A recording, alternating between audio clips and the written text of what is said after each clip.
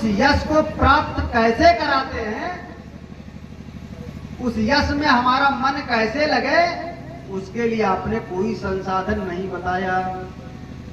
मतलब भगवान का लीला पुरुषोत्तम का लीला का गान करिए, और जब आप लीला का गान करेंगे ना तब क्या होगा। देखो एक व्यक्ति था, उससे किसी ने पूछा कि ये जो आप रामनवमी में या राम जी का विवाह मनाते हैं, कृष्ण विवाह मनाते हैं, कृष्ण जन्म मनाते हैं, कृष्ण जन्माष्टमी, इसमें क्या भगवान मिलते हैं तुमको, इसमें क्या मिलता है आपको, और इससे फायदा क्या है। कहा उसने, देखो कभी कभी बहुत पढ़ा लिखा व्यक्ति भी उत्तर नहीं दे पाता है, और कभी कभी क्या होता है कि अनपढ़ व्यक्ति भी उत्तर दे देता है, और बहुत सटीक उत्तर देता है, बहुत सटीक उत्तर देता है। उसने क्या कहा, भैया सबसे बड़ी खुशी तो यही है कि जब भगवान राम जी या कृष्ण जन्म जब हुआ था तो उस टाइम पर मैं नहीं था, देखा नहीं था, इसलिए मैं जन्माष्टमी मना लेता हूँ ताकि मैं अपनी आंखों से देखूं भगवान कैसे पैदा होते हैं।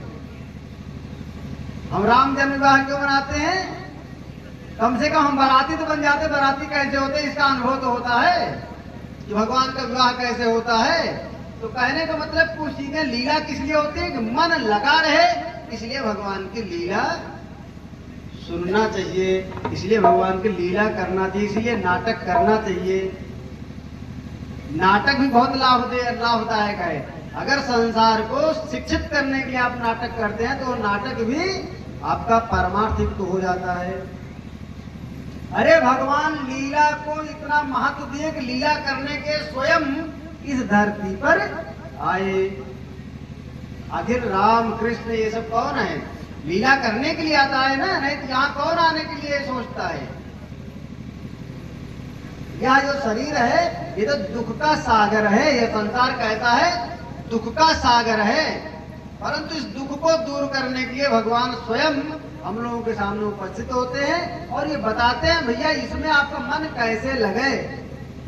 तो कैसे लगे, जब तक आप हरि व्यापक सर्वत्र समाना वाला सूत्र अपनाएंगे नहीं तब तक आपका मन ऐसे लगेगा नहीं। तो जितना भी आप जो भी काम करते हो क्या करते हैं, अपने मन को लगाने के लिए करते हैं। तब जब व्यास जी को ऐसे बताया उन्होंने अपने चरित्र को, तब व्यास जी को समझ में आ गया। उन्होंने कहा ठीक है गुरुदेव, अब आपकी आज्ञा हो कि अब मैं भगवान का चरित्र गान करूंगा, अब मैं भगवान का चरित्र गान करूंगा।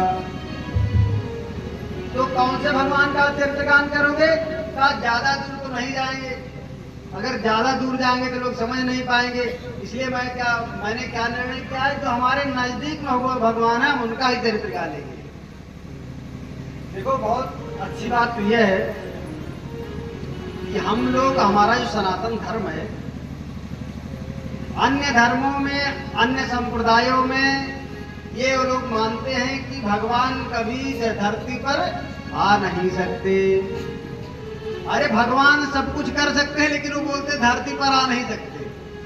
अरे जो सब कुछ कर सकता है वो धरती पर आ नहीं सकता तो आखिर कैसे ये पूर्णता का ज्ञान होगा, ये सिद्ध नहीं होगा कि वो धरती पर अगर आ नहीं सकता इसका मतलब है कमी है उसके अंदर।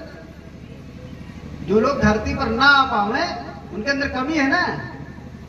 इसीलिए सनातन धर्म क्या कहता है, भगवान सर्वज्ञ है, सब कुछ करने में समर्थ है, वो चाहे मनुष्य बने चाहे जानवर बने चाहे जो बने वो उनकी इच्छा है। जैसे पुत्र को बहलाने फुसलाने के लिए पिता क्या करता है, अपने पुत्र के सामने कभी कभी घोड़ा बन जाता है, अपने पुत्र के सामने कभी कभी घोड़ा बन जाता है। तो इसका मतलब ये नहीं कि वो अब घोड़े रहेगा, अब वो दोबारा पिता नहीं बन सकता है। अरे उसने नाटक किया किस लिए, हमको बहलाने के लिए, हमारी प्रसन्नता के लिए। तो वैसे भगवान भी क्या करते हैं, लीला करने के लिए अनेक अनेक रूप धारण करके आते हैं। ऐसे क्या हुआ कि परीक्षित एक बार इस समाज को अपने देखने के लिए निकले। राजा थे, सम्राट थे, तो उन्होंने ये मन में विचार किया चलो घूम टहल करके आते हैं हमारे राज्य में कहाँ क्या हो रहा है। कथा बहुत संक्षेप में लेकर के चले, क्योंकि आज हिरण्याक्ष का भी उद्धार करना है और कोशिश हमारी रहेगी कि ध्रुव जी के चरित्र तक पहुंचा जाए। तो परीक्षित जब घूमने के लिए निकले तो एक जगह क्या हुआ कि देखा एक कुटिया थी और उस कुटिया में एक बाबा जी थे। उन बाबा जी को देखने के लिए परीक्षित वहां पर गए और परीक्षित जब वहां पर गए तो उनके मन में ऐसी इच्छा हुई कि बाबा जी से मिल करके फिर हम आगे की यात्रा करते हैं। तो बाबा जी से मिले, पहले उन्होंने ये जाना कि भैया हमारे राज्य में कहीं आप लोगों को कोई तकलीफ तो नहीं है। राजा का सबसे बड़ा धर्म क्या है? वो अपने क्षेत्र में निकले और लोगों के दुख तकलीफ को जाने। राजा वैसे भी कोई जब नेता इत्यादि जब घूमने टहलने के लिए निकलते हैं तब जिनको दुख रहता है वो स्वयं उनके सामने आ जाते हैं। तो राजा का प्रत्येक कर्म क्या होता है? समाज के कल्याण के लिए ही होता है। तो राजा जब ऐसे घूमने के लिए निकले गए वहां पर जब महापुरुष के पास में, तब उनसे पूछा भैया आप लोगों को कोई कष्ट तो नहीं है? तब उन्होंने बताया कि नहीं महाराज, कोई हमको तकलीफ नहीं, कोई भी कष्ट नहीं है। उन्होंने कहा चलो ठीक है। फिर वो आगे बढ़ गए। आगे बढ़ करके देखा तो एक जगह क्या हुआ, एक विचित्र घटना हुई थी कि वहां एक देखा गाय खड़ी थी और वो गाय 3 पैर पर थी। एक पैर उसका नष्ट हो गया था और एक व्यक्ति काले काले स्वरूप में था, वो उसको मार रहा था। कुबड़ा सा था, वो उसको मार रहा था। तो परीक्षित ने पूछा कि भैया तुम कौन हो और ये गाय को क्यों मार रहे हो?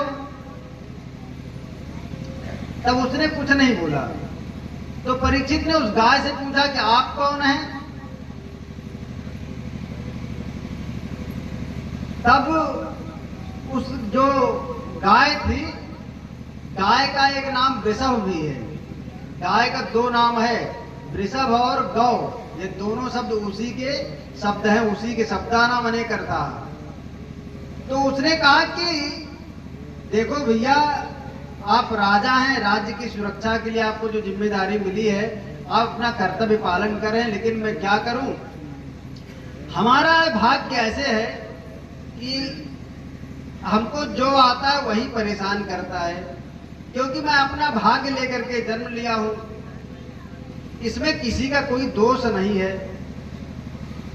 तब परीक्षित को यह गंभीर बातें सुन करके उनको ऐसा लगा कि ये कोई साधारण व्यक्ति नहीं है, साधारण ये गाय नहीं है।